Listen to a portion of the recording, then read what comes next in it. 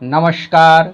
मैं आप सभी लोगों को अपने चैनल पर स्वागत करता हूं। आज मैं आषाढ़ मास के शुक्ल पक्ष की एकादशी देवशयनी एकादशी के बारे में बताने जा रहा हूं। उसके बारे में व्रत कथा कहने जा रहा हूं। युधिष्ठिर बोले कि हे श्री कृष्ण, आषाढ़ मास के शुक्ल पक्ष की एकादशी का नाम और महात्म्य क्या है? इस दिन किस देवता का पूजन किया जाता है? भगवान श्री कृष्ण बोले कि हे कौन्तेय, इस एकादशी का एक नाम पद्मा भी है। इसका व्रत करने से भगवान विष्णु प्रसन्न होते हैं तथा उनकी अनुकंपा प्राप्त होती है। अब मैं तुझे एक पौराणिक कथा सुनाता हूँ।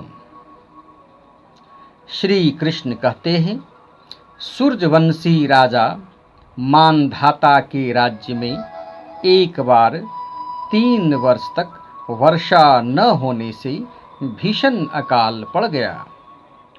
प्रजा, पशु पक्षी, जीव जंतु अन्न के अभाव में पीड़ित रहने लगी। एक दिन प्रजा ने राजा के समक्ष प्रार्थना की कि राजन, विश्व की सृष्टि का प्रमुख कारण वर्षा के अभाव के कारण राज्य में अकाल पड़ गया है, जिससे प्रजा, जीव जंतु, पशु पक्षी सब भूखे मर रहे हैं। आप कोई ऐसा उपाय बताएं जिससे लोगों का दुख दूर हो सके। तब राजा मानधाता ने कहा कि आपका कहना बिल्कुल सत्य है, उचित है। राजा के पापों का फल ही प्रजा भोगती है, इसलिए काफी सोच विचार के बाद भी मुझे अपना कोई दोष दिखाई फिर भी नहीं दे रहा है। फिर भी मैं आप लोगों के दुख निवारण के लिए प्रयत्नशील हूँ। ऐसा कहकर राजा कुछ मंत्रियों को लेकर जंगल में गया। वहाँ वह ऋषियों के आश्रमों में घूमता रहा। अंत में ब्रह्मा के मानस पुत्र अंगिरा ऋषि के आश्रम में गया। ऋषि नित्य कर्मों से निवृत्त हुए ही थे। राजा ने ऋषि को प्रणाम किया तो अंगिरा ने उसे आशीर्वाद देते हुए पूछा कि हे राजन, तुम और तुम्हारी प्रजा कुशल से तो है। कहो, यहाँ कैसे आना हुआ? तब राजा ने कहा कि विप्रवर, राज्य में 3 वर्ष से वर्षा न होने के कारण अकाल पड़ गया है और प्रजा, जीव जंतु सभी कष्ट भोग रहे हैं। कृपा करके आप कोई उपाय बताएं।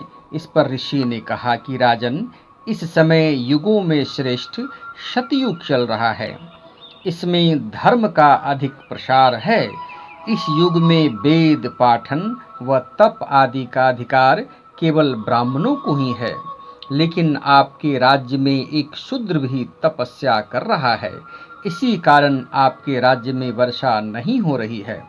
राजा ने कहा कि हे प्रभु, मैं उस निरपराध व्यक्ति को कैसे मार सकता हूँ?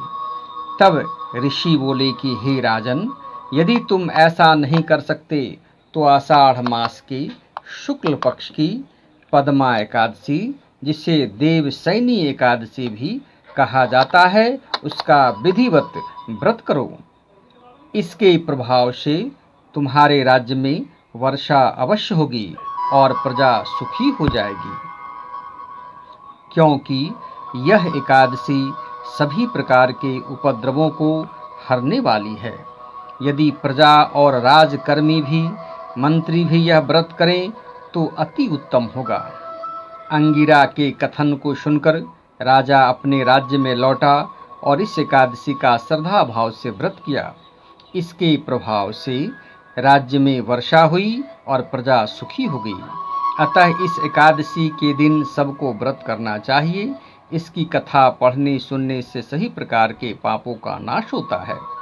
इस एकादशी को देवशयनी एकादशी भी कहा जाता है, क्योंकि इस दिन भगवान विष्णु इसी दिन से शयन करते हैं, सोते हैं। यह व्रत करने से भगवान विष्णु प्रसन्न होते हैं तथा जिन्हें मोक्ष की कामना होती है उन्हें मोक्ष की प्राप्ति होती है। तो आज मैंने देवशयनी एकादशी के बारे में बताया। इस एकादशी की खास विशेषता ये है कि आज के दिन ही से चातुर्मास व्रत प्रारंभ होता है। आज के दिन भगवान विष्णु को शयन कराया जाता है। अगले वीडियो में फिर मिलते हैं। आप लोग इस वीडियो को लाइक करें, अधिक से अधिक शेयर करें। जय बटुक भैरव।